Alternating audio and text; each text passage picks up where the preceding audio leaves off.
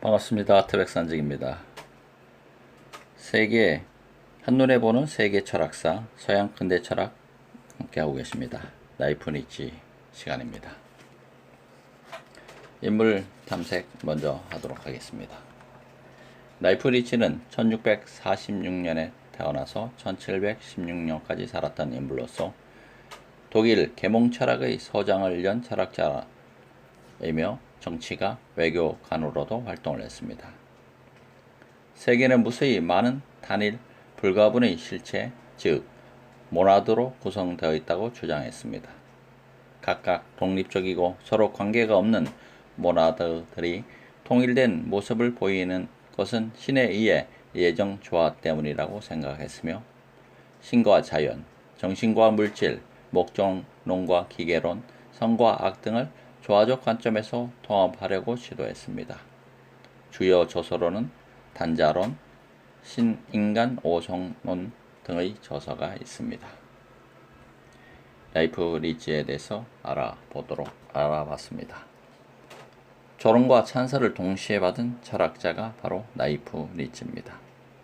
라이프 니치는 데카르트, 스피노자의 뒤를 이어 합리론을 계속 발전시킨 철학자입니다. 합리론 철학자는 데카르트, 스피노자, 라이프 니치. 철학자와 수학자로도 잘 알려져 있지만 자연과학자, 법학자, 신학자, 언어학자, 역사학자로도 활동했습니다. 신형 계산기의 발명자이기도 하고 뉴턴을 잇는 미적분학의 창시자이기도 합니다. 또한 데카르트의 영향을 받은 합리론자이지만 단자, 모나드를 단자라고 합니다. 단자라는 개념을 통해서 모든 것을 해명하려는 경험론적 입장을 보이기도 합니다. 라이프 니치 하면은 모나드, 단자라는 개념을 통해서 모든 것을 해명하려는 경험론적 철학자라고 보시면 되겠습니다. 단자, 모나드 개념을 통해서 모든 것을 해명하려 했던 경험론적 철학자이다. 데카르트와 스피노자의 주장을 과학자의 눈으로 분석함으로써 합리론과 경험론을 통합하는 칸트 철학에 영향을 주었습니다. 합리론과 경험론을 통합한 칸트 철학에 영향을 준 인물이 라이프 니치다. 그는 여러 지식인들과 서신을 주고받았으며 스피노자와 한 달 동안 함께 보낸 적도 있었습니다. 라이프 니치가 살던 당시 독일은 영국이나 프랑스에 비해서 산업 발달이 뒤처져 있었습니다. 더욱이 중세 봉건제가 해체되면서 독일은 300여 개의 연방으로 나누어집니다. 이에 라이프 니치는 독일을 정신적으로 재건하는데 정신적, 이론적 근거를 제공하려고 애썼습니다. 즉, 독일의 사상적, 종교적 대립과 갈등을 조정하려고 했습니다. 이런 배경에서 단자론이 등장하는 것입니다. 모나드. 18세기 철학자들에게는 하나의 공통된 과제가 주어집니다. 18세기 철학자에게 주어진 공통된 주제. 17세기에 새롭게 등장한 기계론적 자연 철학과 그 사상적 배경인 스콜라 철학 사이에 충돌이 일어났던 것입니다.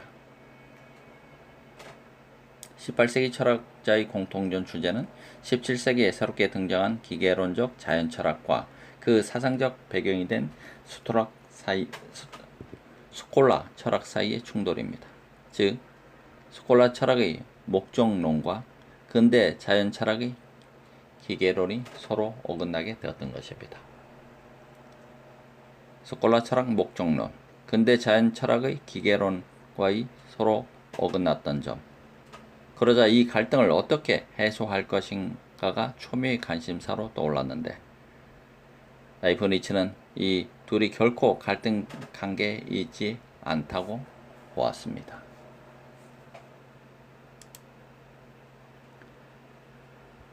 신은 완전한 존재이기 때문에 신의 완전성 안에서 자연 법칙과 도덕 법칙의 조화가 가능하다고 보았습니다.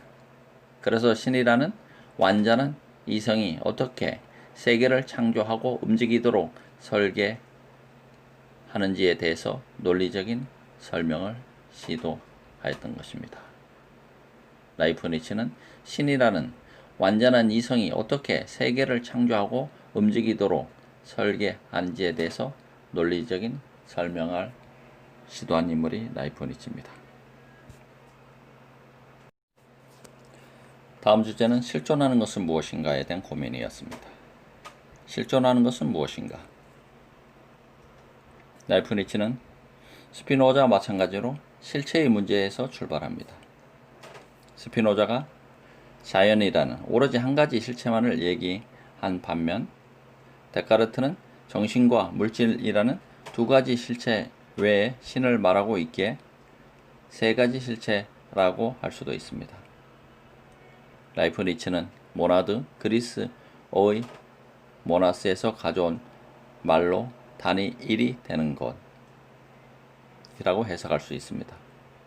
모나드라는 무수히 많은 실체가 있다고 생각했습니다. 즉, 세계는 무한히 작으면서도 마치 당구공처럼 생긴 무한한 모나드로 이루어졌다고 봤습니다. 왜냐하면 라이프니츠는 스피노자가 말하는 무한하고 유일한 실체인 신에게서 어떻게 유한한 사물이 나오는지, 즉 어떻게 하나에서 여럿이 나오는지 이해할 수 없기 때문이었습니다. 그래서 그는 하나의 무한한 실체가 아니라 다수의 실체가 이 세계를 설명합니다. 다수의 실체로 이 세계를 설명하고 있었던 것입니다. 그에게 실체는 사물이 밑에 놓여 있는 것으로 변하지 않은 채로 남아 있는 것입니다. 라이프니츠에게 있어서 실체는 사물이 밑에 놓여 있는 것으로 변하지 않은 채로 남아 있는 것으로 보았습니다. 라이프니츠의 실체, 사물이 밑에 놓여 있는 것으로 변하지 않는 채로 남아 있는 것을 실체로 라이프니츠는 보았습니다. 그렇다고 라이프니츠가 모나드를 물질적 존재로 이해한 것은 아닙니다. 모나드는 정신적 존재입니다. 물질적 실체라고 하면은 연장 공간을 갖는 아톰이 떠오릅니다. 물질적 실체, 연장을 갖는 아톰, ATOM. 그러나 라이프니츠의 모나드는 단자라고 했습니다. 연장을 갖지 않는 정신적인 실체입니다. 라이프니츠의 모나드는 연장을 갖지 않는 정신적 실체. 무수히 많은 유한한 정신들이 각각 완전한 독립체로 존재합니다. 독자적으로 존재하는 실체이기 때문에 단자라고 부른다고 했습니다. 독자적으로 존재하는 실체가 단자다. 나는 모나드이고 우리 집 강아지도 모나드이며 내가 좋아하는 아이스크림, 피자도 모나드입니다. 또 피자 안에 있는 양파나 피망도 모나드입니다. 이 세계에 있는 어느 것도 다른 것과 똑같을 수 없습니다. 다시 말해, 단자들은 실체이기 때문에 그것이 존립하기 위해 다른 것을 필요로 하지 않으며 서로 관계도 맺지 않습니다. 그 자체로 완전합니다. 이것을 물체가 들어오거나 나가는 창을 갖지 않는다는 뜻의 무창설이라고 부릅니다. 무창설. 물체가 들어오거나 나가는 창을 갖지 않는다는 뜻의 없을무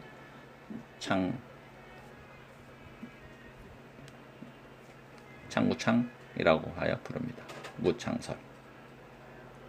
그러면서도 단자들은 조화롭게 전개되어 우주를 생성합니다. 다른 모나드의 영향을 받지 않는다면서 어떻게 그럴 수가 있을까요? 최고의 정신, 실체, 즉 신이 단자들을 창조할 때 미리 조화를 이룰 수 있도록 정해 놓았기 때문이라고 보았습니다. 마치 영화를 상영하기도 전에 이미 모든 장면이 필름에 새겨져 있듯이 말입니다. 이른바 예정 조화설입니다. 이렇게 라이프니츠는 예정 조화설을 통해서 어떻게 하나에서 여럿이 나온지에 대해서 문제를 해결하고 있습니다. 여러분은 우주가 무엇으로 구성되어 있다고 생각하십니까?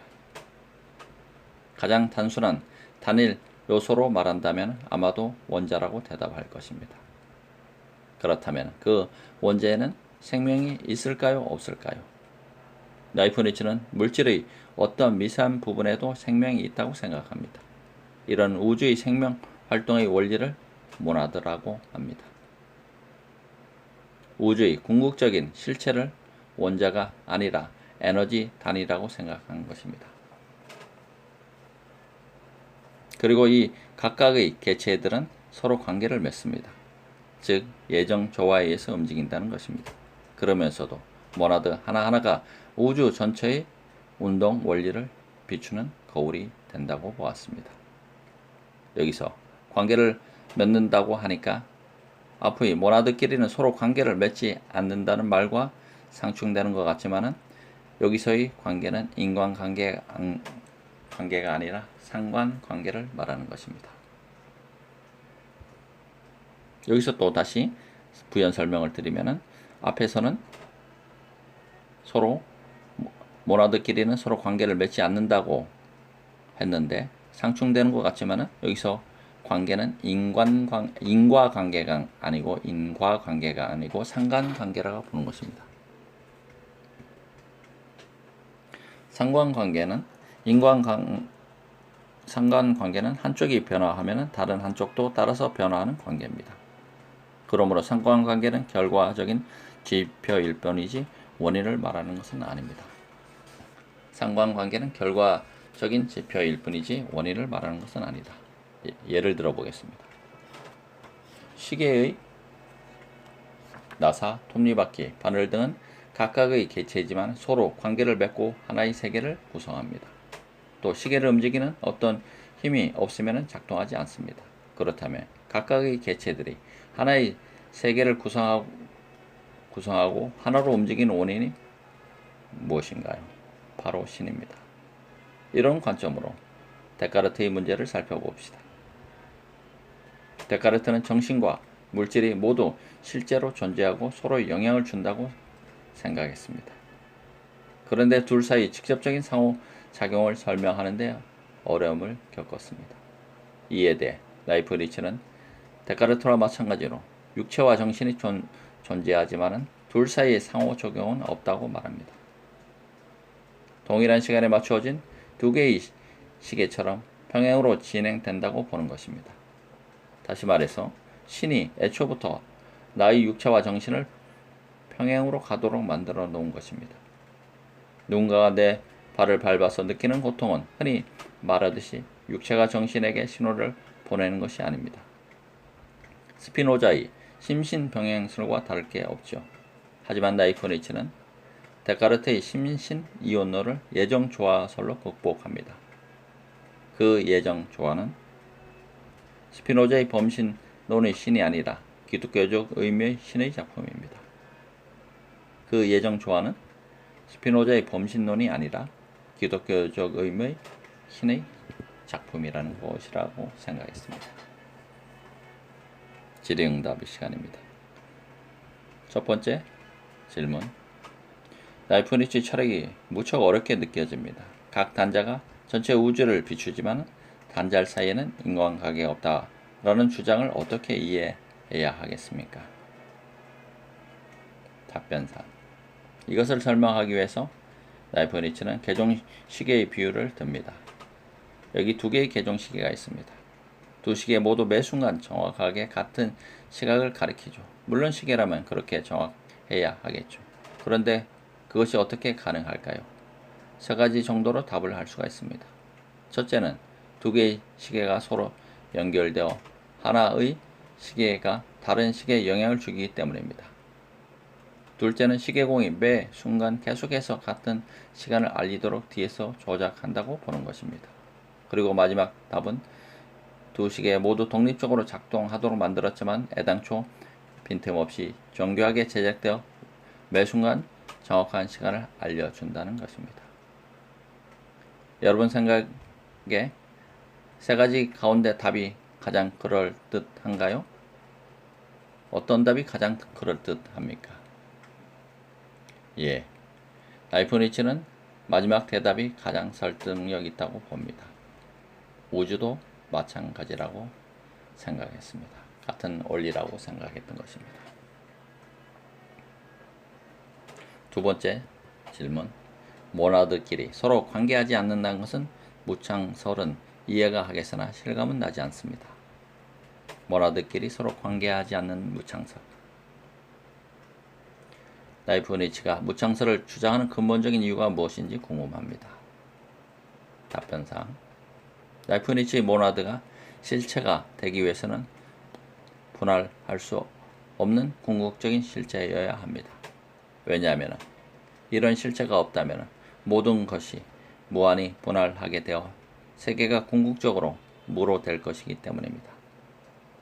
그러면 지금 우리가 눈으로 보는 명백한 모든 현상이 근거 없는 가상이 되고 말죠. 무창설을 주장하는 까닭도 외부로부터 영향이 모나드 내부에 어떤 방식으로 변화를 가져와 모나드의 단순성과 통일성에 모순이 생기기 때문입니다.